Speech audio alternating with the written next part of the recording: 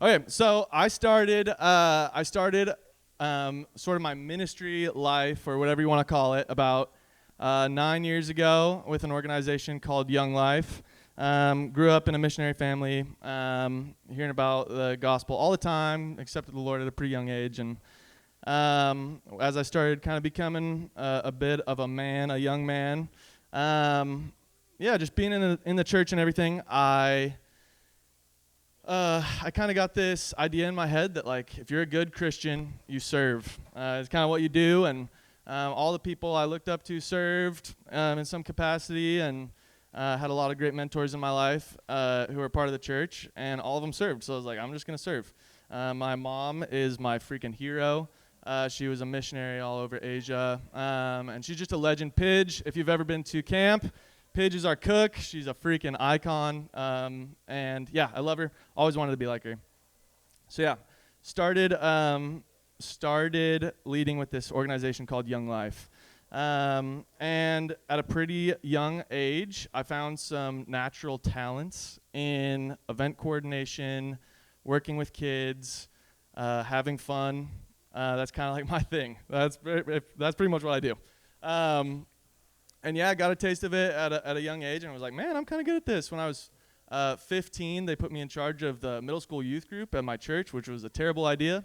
I was wrestling with all my boys like every week and having a great time. But but I think my motivation for getting into it was more or less like, I should be doing this. This is something I should do because I'm a Christian. And that's not a bad thing. The Lord can use any kind of motivation to get what he needs. And so I start walking down this path, and more and more I'm finding that, I have some skills and stuff around this field of work. And I started kind of getting some promotions, and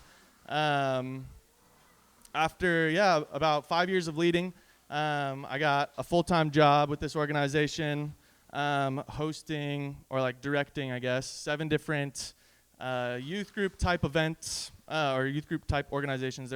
But Young Life does everything through schools. So there's these 7 different school ministries that I was helping oversee and run. And we'd run camp trips every summer and every winter. So I had that going on. And then, of course, like 100% skateboarder.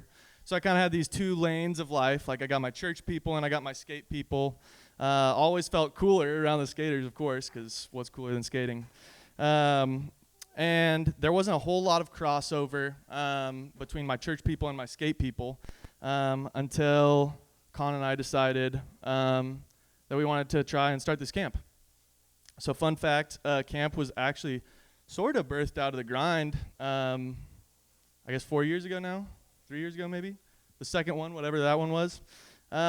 We were at Truth, and I was just talking to some guys, like, I've been doing all these camps for so long, and I love camp, and I got saved at a camp, and I love skating, but I didn't know any other Christian skaters, like, in the whole world. And so I show up to Brush Acres, and I just remember being like, oh my gosh, like, everyone's like me. This is weird. I've never even had anyone like me.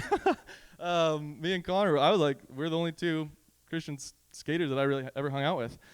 So I was tripping. And then we were at Truth, and I just started talking to Darren and some of the ride guys and Kyle, tell them I want to maybe start this camp. And they're like, bro, if you build it, we'll come. Like, I got a van that I can pack out with a bunch of homies. And Darren was actually pretty like persistent and kind of intimidating. He's like, I'm bringing a van. You better build a camp. So we take this project on, and dude, like, COVID was a crazy time for everyone. For me and all my buddies, we kind of got laid off, and a lot of my buddies were carpenters, so it was beautiful timing because we had nothing but time and stimmy checks. So we cruise up to the mountains and we build this whole camp, and it's been peaches and cream ever since. We're living our dream life, and it's so awesome. But once COVID kind of settled back down, I started going back to my work and with Young Life, and was hitting it hard. Camp was no joke to build. We were pumping 70-hour weeks that whole year-long process, trying to get camp ready for everyone. And we do have some pretty cool ramps. They're not like good ramps, but they're cool. Um, and so yeah, we go on this whole journey, right? And then all the while, I am running these programs every week. Our little ministry sort of has a couple different branches with Young Life. We got stuff for folks with disabilities. We got high school, middle school, teen moms. We do all sorts of stuff. And every week we have 32 events every week. And there's a team of like 10 of us on staff and 80 volunteers. So lots of moving pieces. But that's kind of my sweet spot. Like, I really thrive when there's like a lot of balls in the air and I'm juggling and keeping like calendars and coordinating things. And one thing I love to do is MC. So if you give me a mic and tell me to party, like, that's my sweet spot. So that's what I was doing every week. And yeah, I had a lot of fun.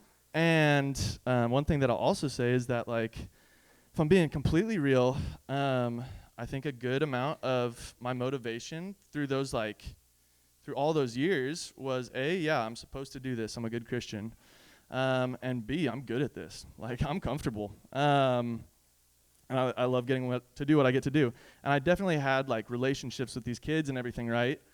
But that was kind of like a sub-theme, if I'm being completely real with you guys. And praise God, he still is able to work through that. And like, even though whatever. So yeah, that's all going on. And about a year ago, so I help oversee all these 7 different clubs. And then I have my own club that I go to every week where a bunch of kids from Rocky Mountain High School come. And we party, share the word, play games, that kind of stuff. I typically, I'm the one who's in charge of setting all that up. About a year and a half ago, this kid shows up to our club. His name is Noah Anderson. God bless him. Noah Anderson is one of my favorite people. He has cerebral palsy, which, for those of you that don't know what it is a disability, and it can affect different people in different ways. But for my friend Noah, it affects the way he moves his limbs. His hands aren't super functional. They kind of look like this most of the time.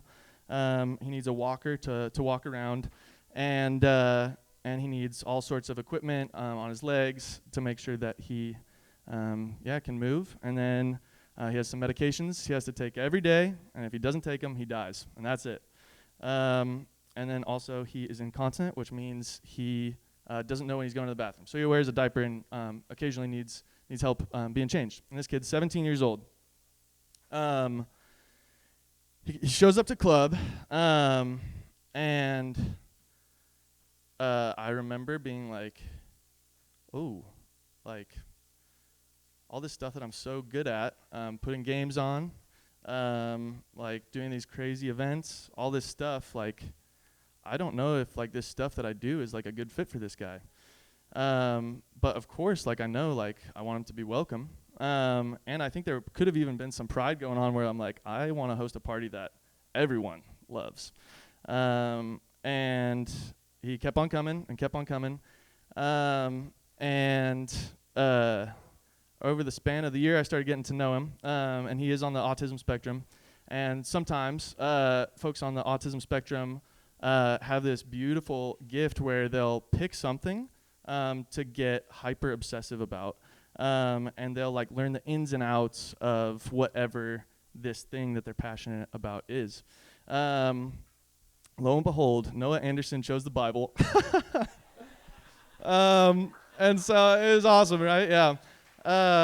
And we have, like, most of my leaders are early college students. And so they're not always the brightest bulbs in the drawer, but you know what?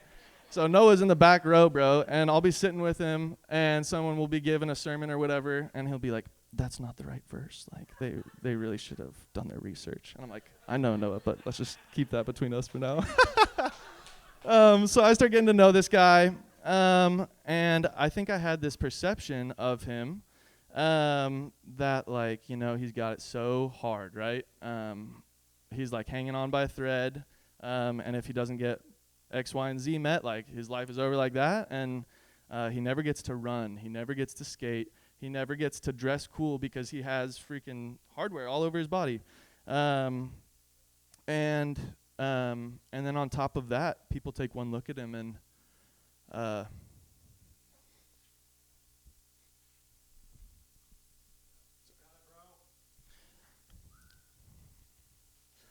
he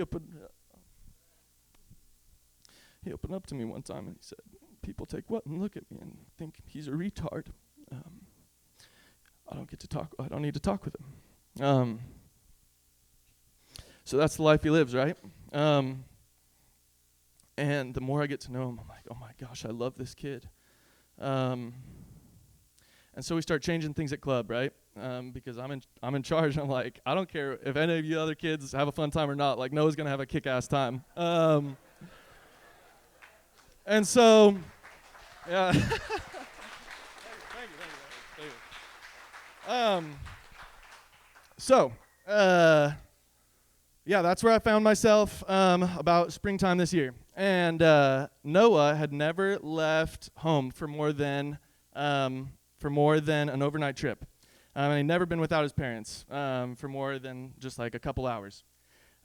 So we start pitching our summer camp trip, and it's an 18-hour bus ride all the way from Colorado to Minnesota. And for a guy who can't control his poop, that's a long ride, right? And his mom is like really nervous about that, doesn't want him to like be caught in a situation he's uncomfortable with. I don't want that, and I don't want to be on a bus where something goes down, right? So we start talking, and we're like, if it's even possible to get him out there, is it a good idea? I don't know. And he's still having a hard time connecting with the other kids, and like all these other kids I've been rolling with for 7 years, so I know him pretty well at this point. And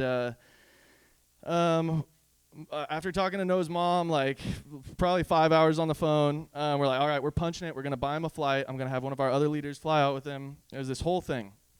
And I was so freaking nervous. Like I'm in charge of giving him his medication, and that's a lot of pressure.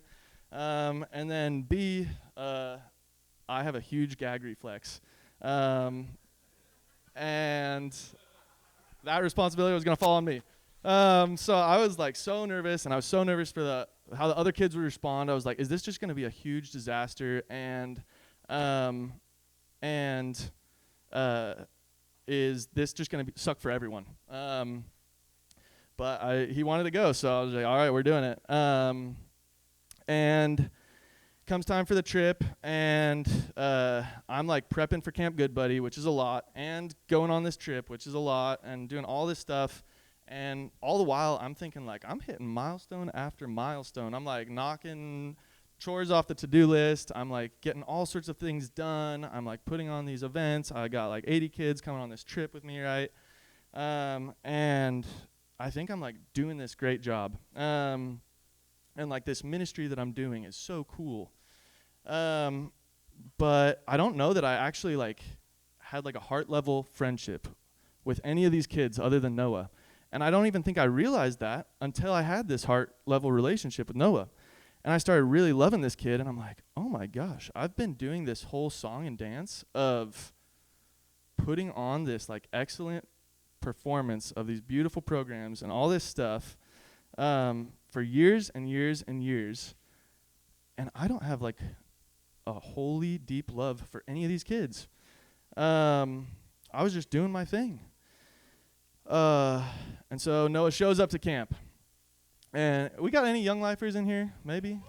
Oh, let's go. Come on. So first night of camp, at most young life camps, they always do an obstacle course around the whole camp. And they make you they spray you with water. They give you a tour of camp. You have to go through all these obstacles and all this stuff. And I knew that was coming months out. I'm like, what is Noah going to do for this obstacle course? And it's also a race. And I'm like, oh God, how are we going to race these other people? Whatever. So I'm all stressed, and Noah flies in. I go and pick him up, and he's like, oh, I've never been on an airplane. This is so sick. He's just already loving life. And I'm like, all right, Noah, let's go. And so on the way to camp, I'm like, Noah, I'm just going to shoot you straight, man. I don't think this camp is necessarily built to accommodate your situation. And there's going to be a lot of things that you maybe can't participate in. But if you want to try, let's try it. Let's go for it. I'm here, whatever you want to try and do. And he's like, dude, he likes to cuss. So do I. So we connect over that. And he's like, I'm not a whatever, right?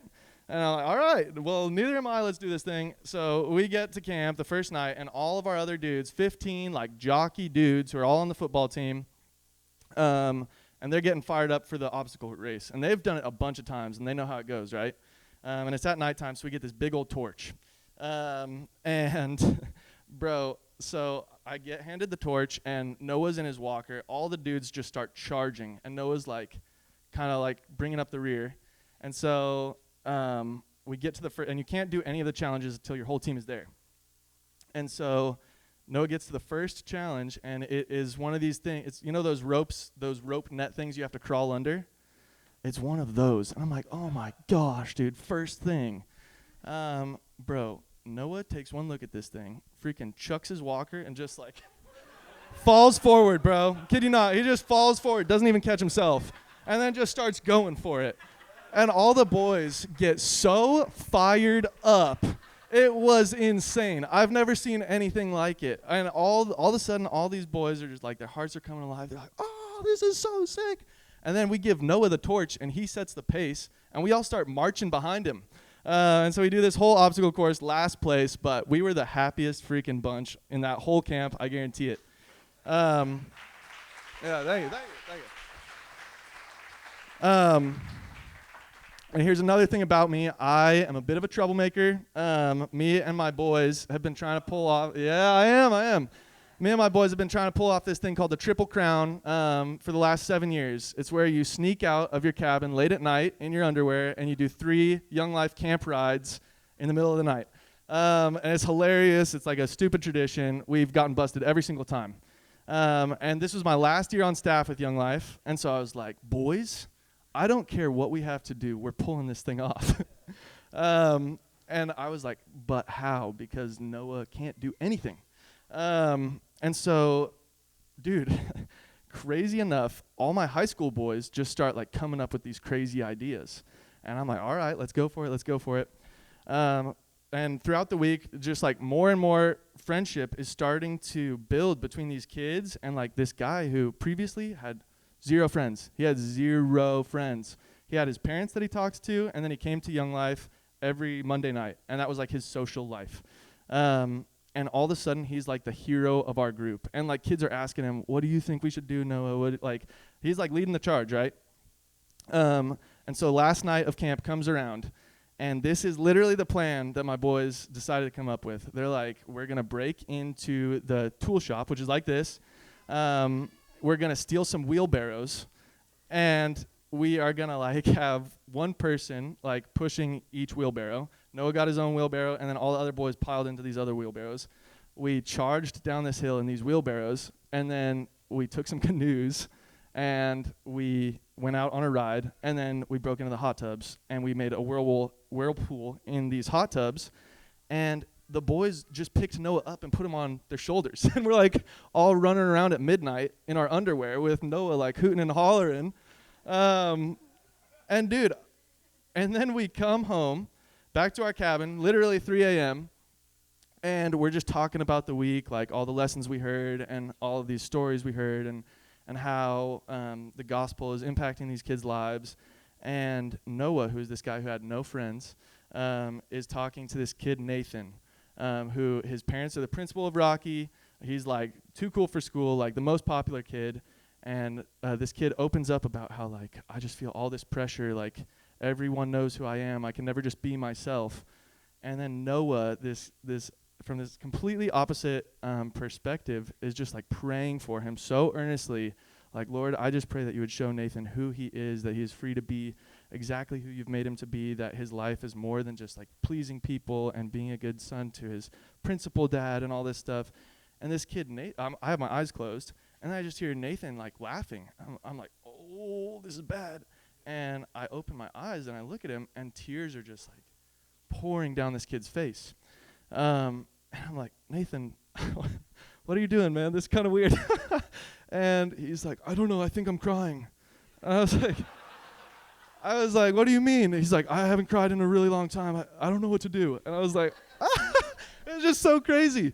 And the Holy Spirit was like so present. And I really don't think I've ever experienced a more holy, beautiful moment. And so camp wraps up. Half my guys end up staying there to end up being summer staff and serve for another few weeks. And Noah comes home. And then the boys are like wanting to go to Noah's house and pick him up and bring him to like all the stuff they're doing. And I'm just getting to see this like thing play out that I had no, sure, I was available, but if you would have asked me like to plan an event where we bring someone with serious disabilities and try and have this like awesome camp experience and do all these things that are like, I don't know, all the stuff that I was good at, like I just never would have chosen this path. And yet like I would trade this experience, I would trade all my skills in executing and being a good director and like putting on a program and building a cool brand and building good ramps and all this stuff that I do. I don't care about any of it in comparison to what I've found in this treasure that was tucked away. And so when Jeff asked me to speak about milestones, I didn't know which way to take it, really. I actually thought he said millstones at first, and I was like, I only know one Bible verse about millstones, and that's kind of morbid. I don't know if I want to go there. But, yeah, I didn't know which way to take it. And then I was thinking, like, dude, you can work towards being excellent at running ministry all you want, and that's good. You should, because the people that we're ministering to, they deserve, like, excellence. But I guess, like, with whatever milestone you're trying to hit, it just doesn't compare to being loved by Jesus. And I think the milestone for me this year was, like, getting to see this kid that I was supposed to be the one teaching, right? And providing a space and like, leading kids through transformation and knowing Jesus. And this kid, Noah, he just like was airdropped into my life. And I guess, yeah, he just changed my heart. And yeah, I just look at ministry a completely different way than I did before this. Where I thought all these things were really important, and I thought giving a good message was important, and I thought that making a space people feel safe in is important, and it all is. But it really does pale in comparison to knowing that you are loved by Jesus. And when you really know that you're loved by Jesus, like Noah does, all these other things start to matter a little less. And I learned that from him. He knows that he's loved more than anyone I know. Noah knows that he is loved and that he has been made with a purpose. And he's been made way different than a lot of us.